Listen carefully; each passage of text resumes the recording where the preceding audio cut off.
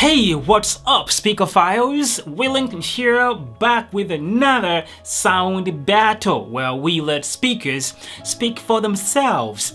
In the battlefield, like you see, we have the Partybox 310 going up against the all-new Sony SRS XP700. This sound sample is going to be, well, the video is about the outdoor performance of the two speakers, and the sound sample you're going to get is outdoors in the open, playing at 100% volume. If you're looking for lower volumes and a little bit more about the two speakers, especially the XG500, I mean the XP700, you should go check out the first video about this speaker on this channel.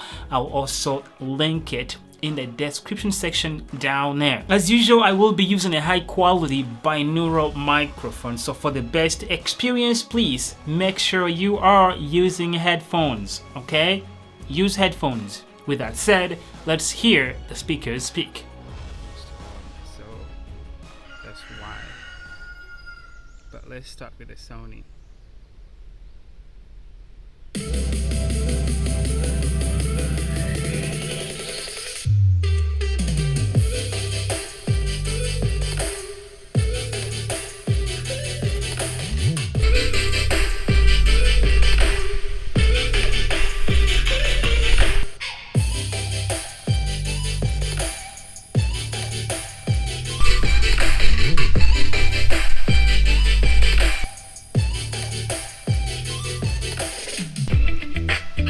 Girl, now wait just a minute.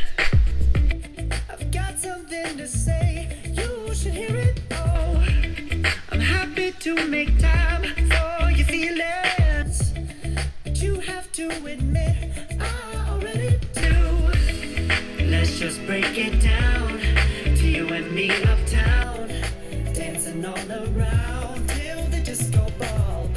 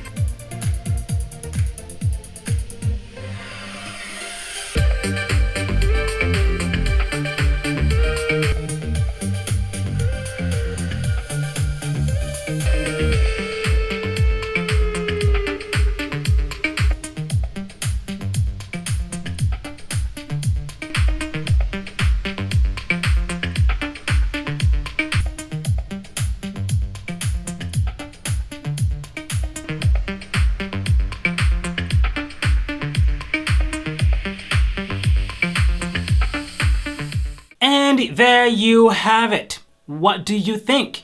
Let me know in the comment section down there. Now, If you're looking for the loudest of these two speakers, we all know what to go with.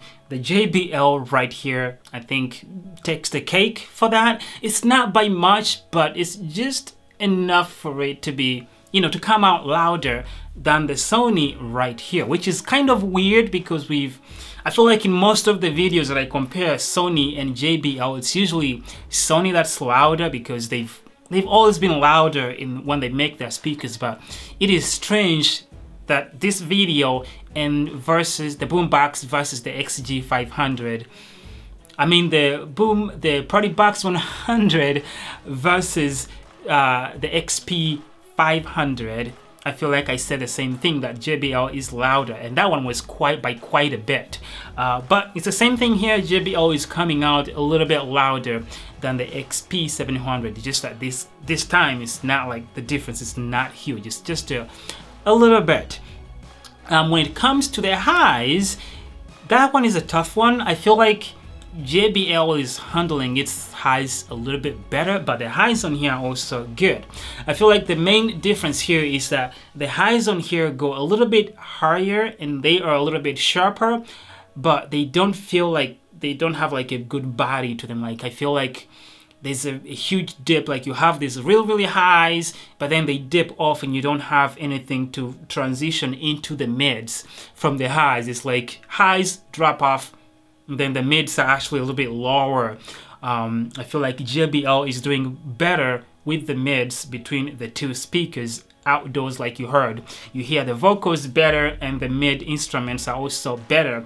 When it comes to best performance, it's the same thing. I think the JBL is doing better. You hear the deep bass, it comes out louder than what you get on the XP700, which is kind of hurts for me to say that because I was rooting for this guy when it came out. I wanted it to give some sort of challenge to JBL as far as bass. Now, I'm a bass head, and it's a very big part in my decision when it comes to sound. I hope a lot of you who've followed me for a long time kind of noticed that.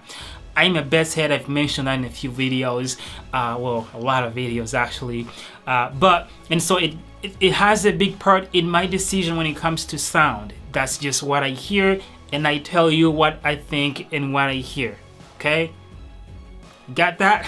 And so I was rooting for this guy. It might have other features, other goods, things that it does better than JBL, but I was rooting for it because I wanted JBL to get some sort of competitor when it comes to bass performance, because this guy puts out lots of bass. When I use this speaker inside, it is crazy. It is crazy deep bass that comes out of it. And Sony, yes, indoors you can actually hear some really good bass coming out of it, but outside it's really heard even when I have the mega bass on there. It's just not as deep as the JBL goes. So if you're a bass head between the two speakers, I think the JBL is what you're looking for. Otherwise, Sony still sounds good. It has a good enough bass from it. I feel like anybody who is not super into bass like I am, you will be very happy with this speaker right here. The mids are the only thing that I'm kind of iffy about. I feel like they could have lifted them up a little bit, and this is something that you could probably improve by using the app, the Sony Music Center app. They give you an EQ in there to EQ your music, just the highs, the mids, and treble. No, the bass, highs, treble, very different things, right?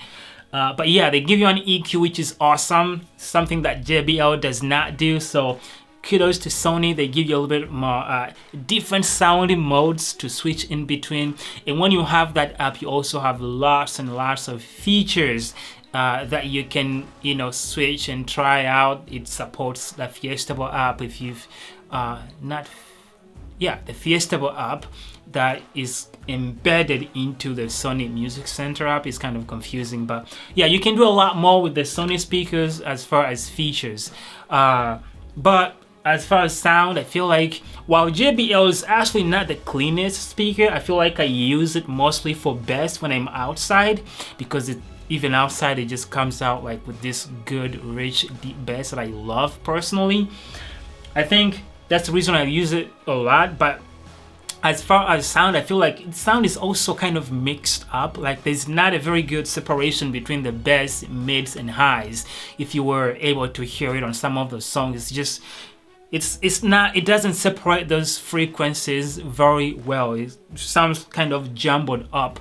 But when I'm outside, I'm usually leave it very far. I don't really, not trying to listen for the most classic music I'm listening to. It's usually some sort of reggae music or rap music or my local Ugandan music. And so I don't really mind much. If I'm like inside the house, just listening to good music, like trying to hear every instrument, this is not a speaker I would take. Most definitely not. I'll go for something different. But yeah, as far as bass performance, loudness, that's the guy to go with. This one here, if you don't mind about a little bit of less bass, he's good. He is good. I think Sony did pretty good. I like that they give you all sorts of features, and this is a very good improvement if you compare it to the XB90. Right? Right. So yes, thank you, Sony. I think you did good. I love the design.